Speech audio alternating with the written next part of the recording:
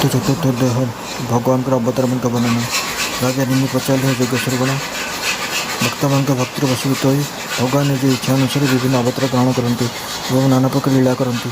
आपड़ कृपा कर बर्तमान शुद्ध हो जाइए तथा भविष्य में होगा अवतार मान लीला सब वर्णना करती। सप्तम योगेश्वर दुर्मिला कहले राजन भगवान होती अनंत और गुण अनंत तर विभिन्न गुण क्रमानुसार पूर्ण रूपे कहीं भी वर्णना करेंगे नहीं। यदि कहीं भगवान गुण क्रमानुसार पूर्ण रूपे वर्णना कर पारे भावुता तेज से निश्चय अल्पबुद्धि ही होती। पृथ्वी में केत संख्यक धूलिकण रही गणना कर संपूर्ण असंभव तथापि से असंभव कार्य केवे कहीब संभव कर पारती किंतु सकल शक्ति आश्रय स्वरूप भगवान अनंत गुण कहीं भी वर्णि पारे नहीं।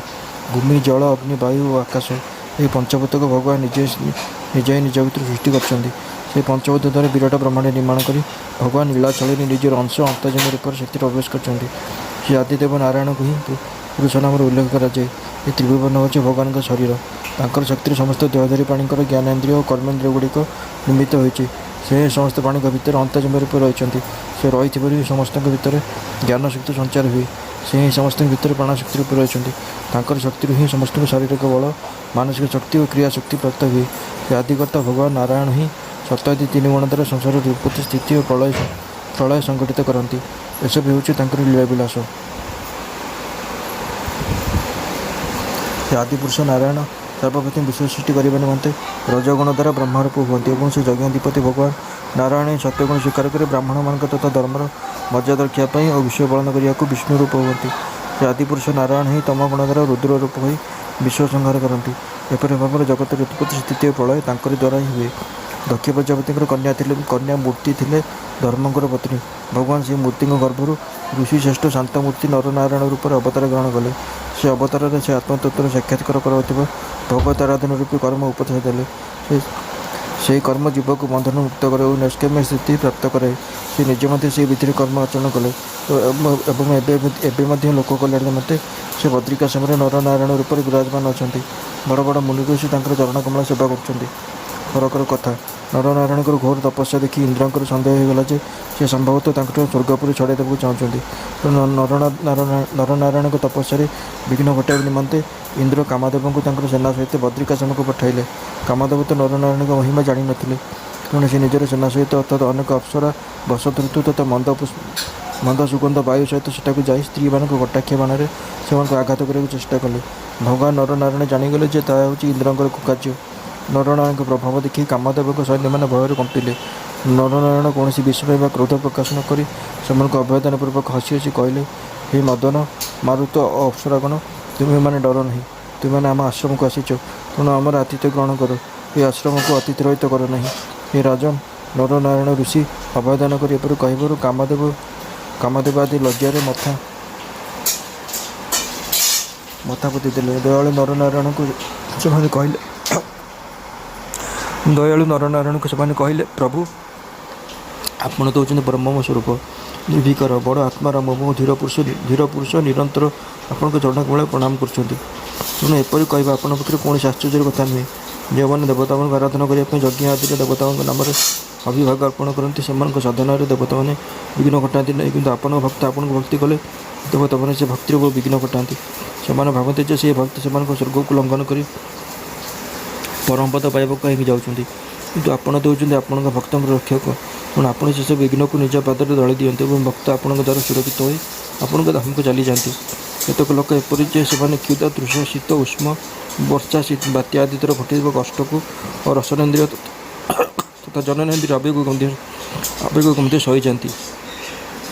जो कष्ट आवेग सह्य करने अत्यंत कठिन से कष्ट आवेग समुद्र को पार हो जाती हेल्ले से क्रोधर वशीभूत हो सत्यजपुर सामान्य गोरु खजुरी थी जल बुड़ी जाती एपरी बुड़ी जाए से निजर समग्र कठिन तपस्या को व्यक्त कर दिखती। कामदेव बसंत आदि भगवान को एपरी कहे स्तुति कर सर्वशक्तिमान भगवान निज जोग बल से समर्थन बहु रमणी को प्रकट करते। से रमणी मान अद्भुत रूप लवण्यवती और सर्व अलंकार भूषिता से समस्त भगवान को सेवा करते। से लक्ष्मी सदृश रूपवती अंगना मान देखी से सौंदर्य आगे देवराज इंद्र अनुचर मान कांति मलिगला। से रूपवती मान अंगुरी निकट होता दिव्य गंधर କାମଦେବଙ୍କ ସେବକମାନେ ମୋହିତ ହୋଇଗଲେ। ଲଜ୍ଜାରେ ସେମାନଙ୍କ ମୁଣ୍ଡ ନଇଁଯିବାରୁ ଦେବାଦିଦେବ ଭଗବାନ ହସି ହସି କହିଲେ, ଏମାନଙ୍କ ମଧ୍ୟରୁ ଯିଏ ତୁମର ଅନୁରୂପ ମନେ ହେଉଛନ୍ତି ତାଙ୍କୁ ତୁମେ ନେଇଯାଅ, ସେ ତୁମ ସ୍ୱର୍ଗଲୋକର ଶୋଭା ବୃଦ୍ଧି କରିବେ। ଇନ୍ଦ୍ରଙ୍କ ଅନୁଚରମାନେ ଯଥାଜ୍ଞ କହି ଭଗବାନଙ୍କର ଆଦେଶ ସ୍ୱୀକାର କଲେ ଏବଂ ତାଙ୍କୁ ନମସ୍କାର କରି ସେହି ସୁନ୍ଦରୀମାନଙ୍କ ମଧ୍ୟରୁ ସର୍ବଶ୍ରେଷ୍ଠ ସୁନ୍ଦରୀ ଉର୍ବଶୀଙ୍କୁ ନେଇ ସ୍ୱର୍ଗକୁ ଚାଲିଗଲେ। କାମଦେବ ସ୍ୱର୍ଗରେ ପହଞ୍ଚି ଦେବତାମାନଙ୍କ ସଭାରେ ଭଗବାନ ନରନାରାୟଣଙ୍କ ବଳ ଓ ପ୍ରଭାବ ବର୍ଣ୍ଣନା କଲେ। ଇନ୍ଦ୍ର ନିଜର କୃତକର୍ମ ମନେ ପକାଇ ଭୟଭୀତ ହୋଇଗଲେ ଏବଂ ଭଗବାନଙ୍କ ପ୍ରଭାବ ଦେଖି ବିସ୍ମିତ ମଧ୍ୟ ହୋଇଗଲେ। ସେ ଭଗବାନ ନାରାୟଣ ହିଁ ଜଗତର ମଙ୍ଗଳ ନିମନ୍ତେ ନିଜ ଅଂଶ ଧରି ଅନେକ ଅବତାର ଗ୍ରହଣ କରିଥିଲେ। ସେ ହିଁ ହଂସ ରୂପ ହୋଇ ଆତ୍ମଯୋଗ ବିଷୟରେ ଉପଦେଶ ଦେଇଥିଲେ ଏବଂ ତଥା ସେ ହିଁ ଦତ୍ତାତ୍ରେୟ, ସନତ କୁମାର ଓ ଆମର ପିତା ଋଷଭଦେବ ରୂପେ ମଧ୍ୟ ଆତ୍ମଯୋଗ ବିଷୟରେ ଉପଦେଶ ଦେଇଥିଲେ। ସେ ହିଁ ହୟଗ୍ରୀବ ଅବତାର ହୋଇ ମଧୁ ଓ କୈଟବ ନାମକ ଅସୁରମାନଙ୍କୁ ସଂହାର କରି ଚୋରି ହୋଇଯାଇଥିବା ବେଦମାନଙ୍କୁ ଉଦ୍ଧାର କରିଥିଲେ। ପ୍ରଳୟ ସମୟରେ ମତ୍ସ୍ୟାବତାର ହୋଇ ସେ ହିଁ ସତ୍ୟବ୍ରତମାନଙ୍କୁ ପୃଥିବୀକୁ ତଥା ଔଷଧିଗୁଡ଼ିକୁ ରକ୍ଷା କରିଥିଲେ। ବରାହ ଅବତାର ଧରି ହିରଣ୍ୟାକ୍ଷକୁ ମାରିଥିଲେ ଏବଂ ରସାତଳରେ ବୁଡ଼ି ଯାଇଥିବା ପୃଥିବୀକୁ ଉଦ୍ଧାର କରିଥିଲେ। କୁର୍ମା ଅବତାରରେ ଅମୃତ ଉଦ୍ଦେଶ୍ୟରୁ ସମୁଦ୍ର ମନ୍ଥନ ହୋଇଥିବା ସମୟରେ ସେ ନିଜ ପିଠି ଉପରେ ମନ୍ଦରାଚଳ ଧାରଣ କରିଥିଲେ। ସେ ବିପଦରେ ପଡ଼ିଥିବା ଶରଣାଗତ ଗଜେନ୍ଦ୍ରକୁ କୁମ୍ଭୀର କବଳରୁ ଉଦ୍ଧାର କରିଥିଲେ। ଥରକର କଥା, ବାଳଖେଲି ଋଷିମାନେ ତପସ୍ୟା କରି କରି ଅତ୍ୟନ୍ତ ଦୁର୍ବଳ ହୋଇଯାଇଥିଲେ। ସେମାନେ କଶ୍ୟପ ମୁନିକୁ ମୋତେ ସମିଧା ଆଣୁଥିଲା ବେଳେ ଗୋରୁ ଖୋରା ପରି ଗୋଟାଏ ଗାତରେ ପଡ଼ିଗଲେ। ତାହା ସେମାନଙ୍କ ପାଇଁ ସମୁଦ୍ରରେ ପଡ଼ିଯିବା ପରି ଥିଲା। ସେମାନେ ଭଗବାନଙ୍କୁ ସ୍ତୁତି କରିବାରୁ ଭଗବାନ ହିଁ ସେମାନଙ୍କୁ ଉଦ୍ଧାର କରିଥିଲେ। ବୃତ୍ରାସୁରକୁ ମାରିଦେଇଥିବାରୁ ଇନ୍ଦ୍ରଙ୍କୁ ବ୍ରହ୍ମ ହତ୍ୟା ପାପ ଗୋଡ଼ାଉଥିଲା। ସେ ସେହି ଭୟରେ ପଳାଇ ଯାଇ ଲୁଚିଥିଲେ। ସେତେବେଳେ ଭଗବାନ ହିଁ ତାଙ୍କୁ ସେହି ପାପରୁ ରକ୍ଷା କରିଥିଲେ। ଦେବତାମାନଙ୍କ ସ୍ତ୍ରୀମାନଙ୍କୁ ହିରଣ୍ୟକଶ୍ୟପ ବନ୍ଦୀ କରି ନେଇଯାଇଥିଲା। ସେତେବେଳେ ପ୍ରଭୁ ନରସିଂହ ରୂପରେ ତାକୁ ମାରି ସେମାନଙ୍କୁ ଅସୁର ପାଖରୁ ଉଦ୍ଧାର କରିଥିଲେ ଏବଂ ପ୍ରହ୍ଲାଦ ଆଦି ସନ୍ତଜଣଙ୍କୁ ନିର୍ଭୟ କରିଥିଲେ। ଦେବତାମାନଙ୍କୁ ରକ୍ଷା କରିବା ନିମନ୍ତେ ଭଗବାନ ଦେବାସୁର ସଂଗ୍ରାମରେ ଦୈତ୍ୟପତିମାନଙ୍କୁ ବଧ କରିଥିଲେ ଏବଂ ବିଭିନ୍ନ ମନ୍ୱନ୍ତରରେ ନିଜ ଶକ୍ତି ବଳରେ ଅନେକ ଅଂଶାବତାର ଗ୍ରହଣ କରି ତ୍ରିଭୁବନକୁ ରକ୍ଷା କରିଥିଲେ। ପୁଣି ବାମନ ଅବତାରରେ ଦାନ ମାଗିବା ବାହାନାରେ ଏହି ପୃଥିବୀକୁ ଦୈତ୍ୟରାଜ ବଳିଙ୍କଠାରୁ ଛଡ଼ାଇ ନେଇଯାଇ ଅଦିତିଙ୍କ ପୁତ୍ର ଦେବତାମାନଙ୍କୁ ପ୍ରଦାନ କରିଥିଲେ। ଭୃଗୁପତି ପରଶୁରାମ ଅବତାରରେ ସେ ହହେୟ କୂଳକୁ ନାଶ କରିବା ନିମନ୍ତେ ଅଗ୍ନି ସ୍ୱରୂପ ହୋଇ ପୃଥିବୀକୁ 21 ଥର କ୍ଷେତ୍ରୀୟ ଶୂନ୍ୟ କରିଦେଇଥିଲେ। ଭଗବାନ ରାମା ଅବତାରରେ ସମୁଦ୍ରରେ ସେତୁ ବାନ୍ଧି ଦଶମୁଖ ରାବଣକୁ ତାର ସେନା ସହିତ ମାରିଦେଇଥିଲେ। ଶୋକ ଓ ଭୟନାଶକ ରୂପେ କୀର୍ତ୍ତି ବିସ୍ତାର କରିଥିବା ସୀତାପତି ଶ୍ରୀରାମଙ୍କର ସଦା ଜୟ ହେଉ। ହେ ରାଜନ, ଅଜନ୍ମ ହୋଇ ମଧ୍ୟ ଭଗବାନ ପୃଥିବୀର ଭାର ହରଣ କରିବା ନିମନ୍ତେ ଯଦୁବଂଶରେ ଜନ୍ମ ହେବେ ଏବଂ ବଡ଼ ବଡ଼ ଦେବତାମାନେ ମଧ୍ୟ ଯେଉଁ କର୍ମ କରିପାରନ୍ତି ନାହିଁ ସେପରି ଅଲୌକିକ କର୍ମମାନ କରିବେ। ଆହୁରି ଭବିଷ୍ୟତରେ ପ୍ରଭୁ ବୁଧ ରୂପରେ ଅବତାର ନେବେ। ଯଜ୍ଞର ଅନଧିକାରୀମାନେ ଯଜ୍ଞ କରୁଥିବା ଦେଖି ସେ ସେମାନଙ୍କୁ ଅନେକ ପ୍ରକାର ମତ ଦ୍ୱାରା ମୋହିତ କରିଦେବେ ଏବଂ କଳିଯୁଗର ଶେଷରେ କଳ୍କି ଅବତାର ଗ୍ରହଣ କରି ପ୍ରଭୁ ଶୂଦ୍ର ରାଜାମାନଙ୍କୁ ସଂହାର କରିବେ। ଏ ମହାଭାରତ